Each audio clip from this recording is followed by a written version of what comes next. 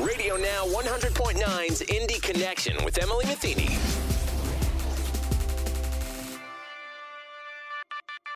Hello, I'm Emily Metheny, your host. This week, I talked with Dr. Christopher Doehring, Vice President of Medical Affairs for Franciscan Health Central Indiana, about vaccines and the coronavirus variants.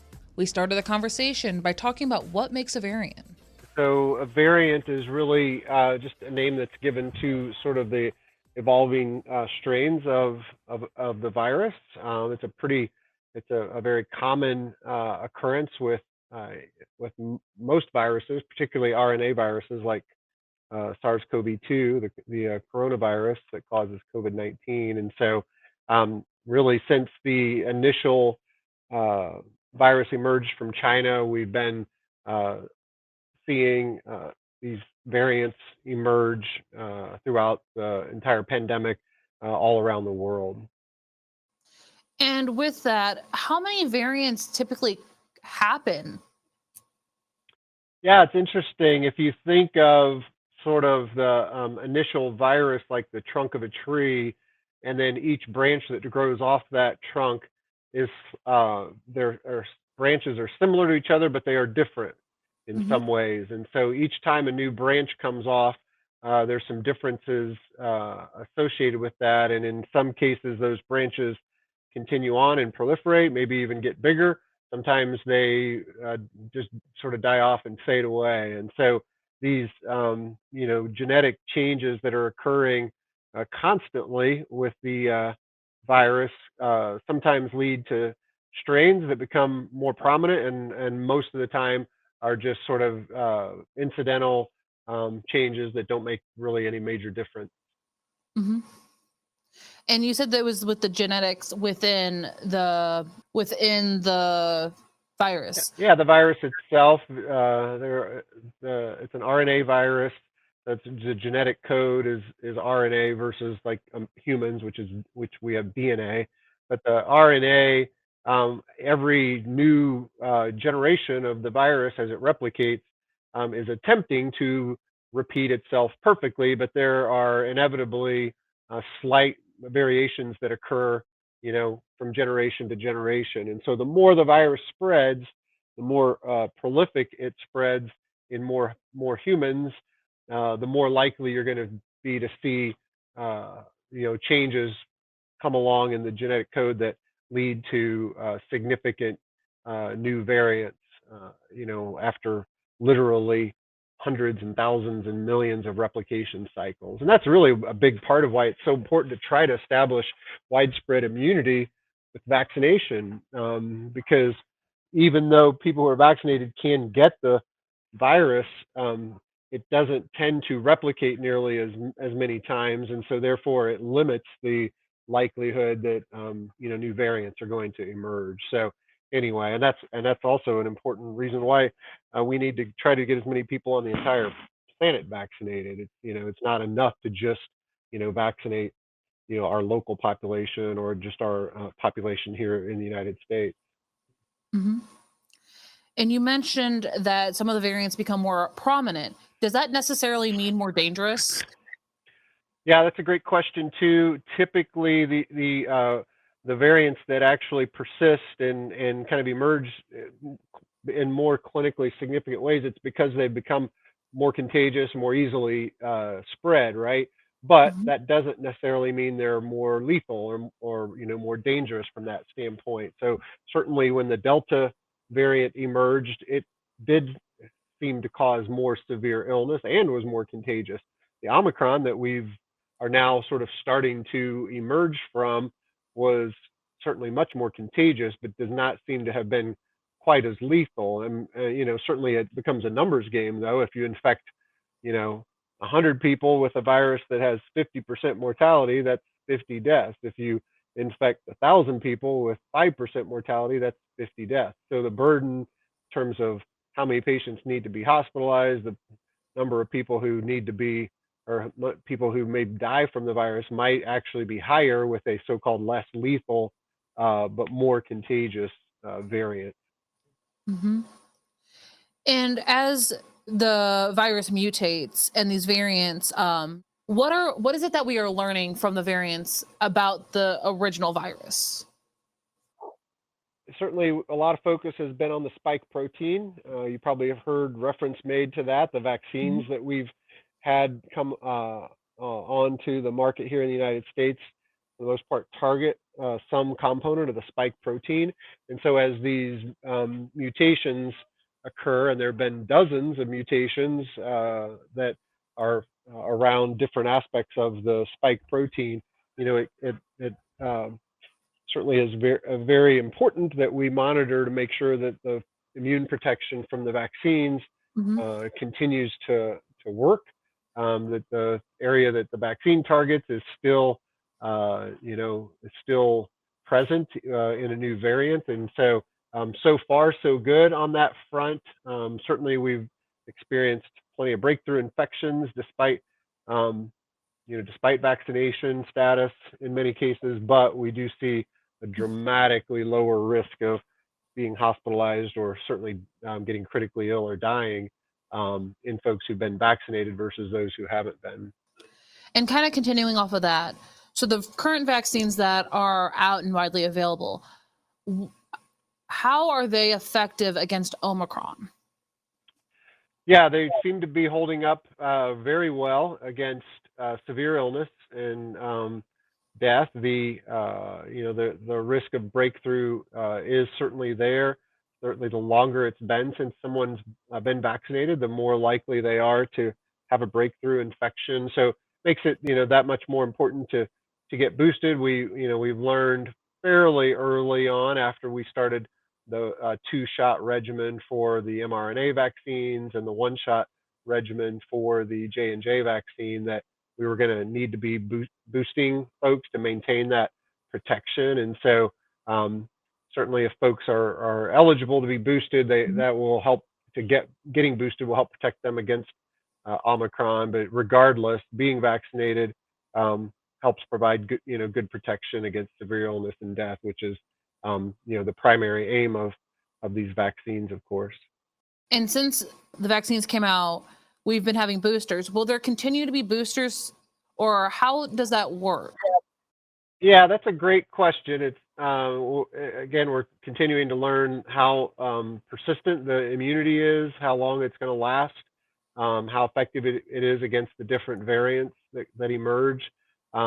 Certainly, we would have liked the initial vaccine series to have lasted, the protection to last longer than it has. We're recommending boosting after 5 months for the mRNA vaccines, and after 2 months for the really it's kind of become a two-shot series with the J&J. My guess is at some point, yes, there will be a recommendation for regular boosting, whether that ends up being annually. It's almost sort of like the flu shot is an annual vaccine. Slightly different. That's not technically a booster. That's just a new vaccine every year.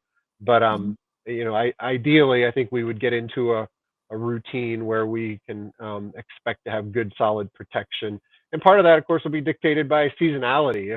If COVID becomes a seasonal illness like the flu, then that makes it a little more manageable. But if it kind of has these unpredictable surges that are driven by new variants, then that can certainly throw a curveball, and we'll just have to see where the evidence leads us in terms of the appropriate timing. I think the other thing that's important to know particularly about the mRNA vaccines, is that they are uniquely designed to be modified over time if we needed to. And so if we find that original formulation, the part of the spike protein that's targeted is no longer effective against emerging variants and likely future variants, that can be pretty easily and pretty quickly altered so that within a couple months, then the future vaccine that's given as boosters or as primary doses would then maintain effectiveness against that future variant. And as the new variants and the new boosters come out, is that a conversation I need to have every single time with my family doctor? Yeah, I mean, I think there's a lot that can go into that. It's going to be, what is your current vaccine status? How long has it been? Right now, we're still using the same vaccine, so there's not a change.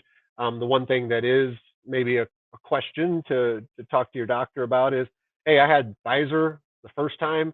Does it make sense to get Pfizer again, or should I get one of the other ones? Does that give me a more broad protection, a little more diversity in the immune protection that I have? And so, personally, that's what I did. I had the Pfizer for my first 2 shots, and I've had the Moderna vaccine for my booster shot. There's also some decent evidence out there that says the J&J vaccine as a booster for one of the mRNA vaccines as the primary series gives a little bit different combination of immune protection and may make a lot of sense. So yeah, I think that's a really good conversation to have with your doctor.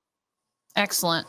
Because originally, everyone was recommended to follow the same train of like if you got the Moderna, you get the Moderna booster. But now that's started to change as we've learned more. Yeah, and I think the other thing is you have to keep in mind a lot of these things were approved under emergency use authorization. Hey, we've got great data. We know they're safe. We know they're effective. In the initial studies. So go ahead and get them out there and use them to help save as many lives as we can as quickly as possible. Over time, as we get more data and more information, then they become fully authorized by the FDA, and so they're at that point they are in more of a schedule, and so the official recommendation might be stick with the same one, but as we have more and more information about people who've been what I call cross boosted with the different vaccines, we're finding out that there is a really sound evidence and scientific rationale for having maybe a little diverse immunity from the cross boosting effect. Mm-hmm.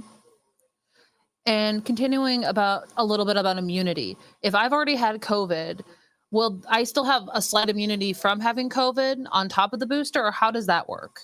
Yeah, that's a great question. So depending on which strain you were exposed to and how your immune response targeted the virus, you certainly will have that natural immunity. The nice thing about the adding then the vaccine protection, of course, your natural immunity wanes over time. That's why we get colds every year. That the type of immunity that these types of viruses create doesn't persist for years or for a lifetime, and so there's continuous year in and year out susceptibility to these types of viral infections. And so yes, you've got good protection, especially for that initial few months after you've had COVID, but then that will wane over time, and adding the additional protection and broader protection from the vaccine at that point can confer an extra layer of immunity and a much stronger protection from that point going forward. And if someone had any questions about how that immunity might work, who all can they talk to? Just their family doctor? Is there anyone they can talk to to get a better understanding? No, I think certainly physicians understand how the vaccines elicit immunity, what the sort of additional protection that a vaccine brings to natural immunity.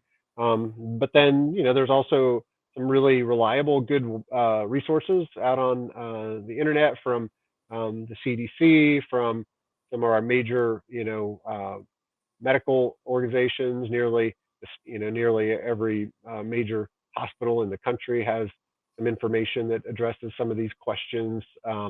Certainly the Department of Health here in Indiana has a tremendous amount of resources to help people learn more about some of these questions. Mm-hmm. And Dr. Doehring, as we start to wrap up, is there anything else you would like to add about vaccination efforts, about the variants or anything? Yeah, I think I would just say right now we've been through kind of a sustained double whammy with the Delta surge and now the Omicron surge. We are starting to emerge from that. The level of community spread is dropping significantly. A lot of people have had COVID here over the last couple of months. I would just encourage folks that if they're eligible to be boosted, to go ahead and get that taken care of, like I recently did. If they have not been vaccinated, to go ahead and get vaccinated. Certainly, if it's been a month or more since they had COVID, it's perfectly safe and very effective to go ahead and get vaccinated or boosted. And what I hope is, I think what we're hopeful about is, barring another major different variant that sort of emerges, we're maybe in for a period here of sustained lull in the pandemic, and it gives us another chance to sort of get on top of it and stay on top of it. Again, being greatly assisted, increase that likelihood, the more of us who are vaccinated and have that protection. Mm-hmm. And as of right now, there's only, if you did the Moderna or the Pfizer, there's only the 2 shots and then the booster, correct? Yeah, for normal people with normal immune systems. If you got the J&J, which was originally a 1-shot, it's really effectively a 2-shot now. So you can go ahead and get that booster within after a couple months. People who have immune compromised conditions, maybe they've been in treatments for cancer, maybe they have an organ transplant, or they're on other high dose steroids or medicines that suppress their immune system. There is actually a recommendation for a 3rd dose as part of their primary series, not just 2, and then can get boosted again 5 months later. So in those scenarios, those would be patients who would be eligible for a 4th shot. And then for the really immunocompromised, we actually now have monoclonal antibodies as prevention that lasts for about 6 months. So it can give somebody what we would consider passive immunity by actually giving them some antibodies against COVID that can persist in their body to give them protection. Can you tell us a little bit more about what's happening with the 5 and under vaccinations for children? Yeah, so certainly the desire is to be able to protect as many of us as we can for children. A lot of times that means either if they're in school, we want them protected so they can stay healthy and stay in school. If they're younger than school age, we want them to stay healthy and not be a vector of spread of the virus to more vulnerable populations. And so right now, I know the CDC and the FDA are getting more information about the effectiveness of the vaccines, the safety of the vaccines in young children. We certainly vaccinate kids against flu. We have obviously an extensive series of childhood vaccines against very long-standing, viral conditions. And so it's just, I think, just a matter of time before they get the data they need to be able to move forward with expanding access to younger children. Excellent. And is there anything else you'd like to add? No, I mean, I think, early on there was a lot of questions about, did we rush into this, or are these vaccines safe? Do they do things we maybe have never had happen to us before because they're relying on somewhat new technology? I think at this point, the verdict is in, and it's clear. These vaccines are incredibly safe. We are very blessed to have a robust reporting system that allows us to track side effects and other issues that may arise. But what we know is those things that are being monitored very closely and detected, because we have this great reporting system, happen at a much lower rate than they happen with people who actually get COVID. So not only are these vaccines a great way to protect you against severe illness and death, but they also are actually dramatically reduce your risk of some of those types of concerns that have emerged, some of which are fairly mild and others are more significant. But regardless, the vaccines are a wonderful way to protect against those things as well, versus actually getting COVID itself.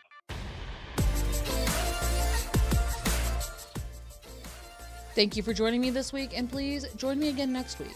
To find past episodes of Indy's Connection, you can go online to RadioNOWindy.com. Until next time, have a great week. Radio Now 100.9's Indy Connection with Emily Metheny.